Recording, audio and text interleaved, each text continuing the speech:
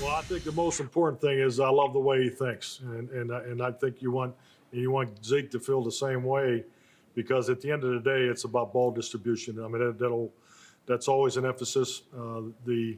The ability to get the football spread around, because we're going to need all of our perimeter players. There's no egos with them. I mean, from Amari to CD to Gallup, and then obviously Zeke. I mean, none of these guys have an ego, and I think that's the best part about it, is they all want to see the other guy have success, but obviously they want to have success, and it's just going to create this amazing, fun environment. It already has. It's already been that way for a couple of weeks as we've been going, and it's just exciting to see that much talent, but those guys care that much about the team and not themselves, that we'll be able to spread it out and make everybody happy.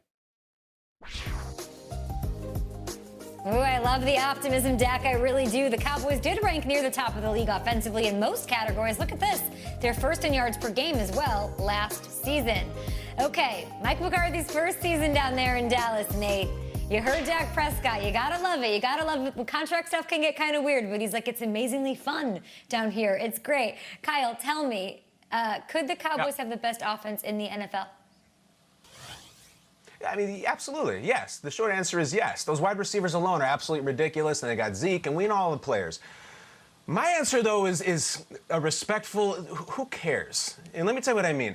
This offense for the Cowboys, yards and this, and yards, it's empty calories. Empty calories. If you subscribe to the Eat This, Not That books or website, they'll tell you that soda is the worst thing you can put in your body. It's literally the worst thing. It's empty calories. And we have a stock photo of a gentleman drinking a soda. Why do I show that? Because we just showed the graphic, Kate. Last year, that man just crushing a Royal Crown.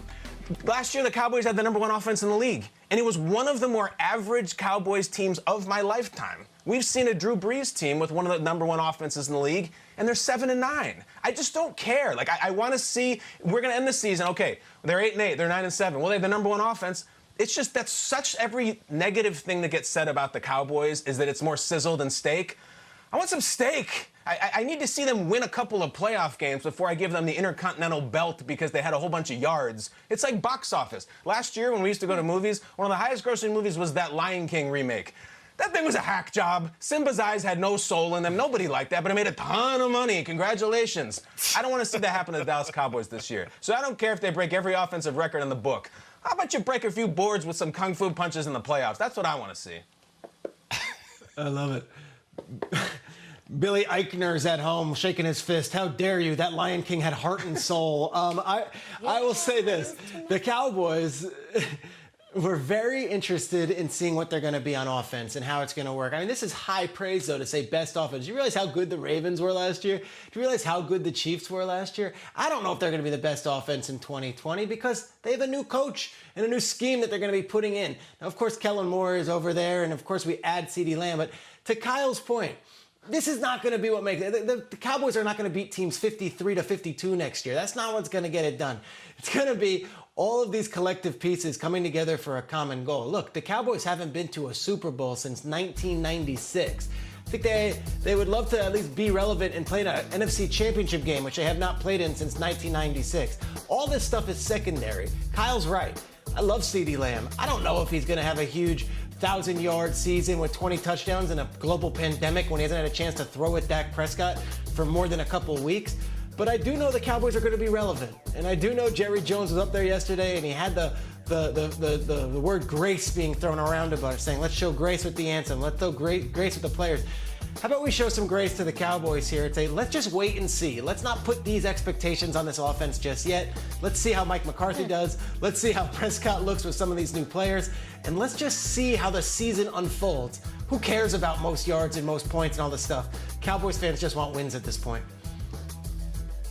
No doubt about it. And I hear you, Peter. You're right. Kyle, you're spot on. It is empty calories. I mean, that's what the 4,900 passing yards that Dak Prescott put up last year was empty calories.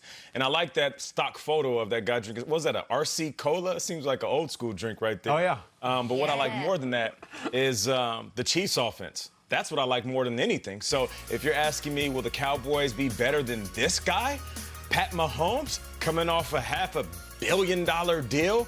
And with a wide receiver group, tight end group, and running backs added running back in the draft to this offense, which is the scariest one in the business, I don't believe that the Cowboys are going to be better than this offense because of a few reasons. One, Pat Mahomes, they haven't lost anybody. There wasn't any major injuries last year.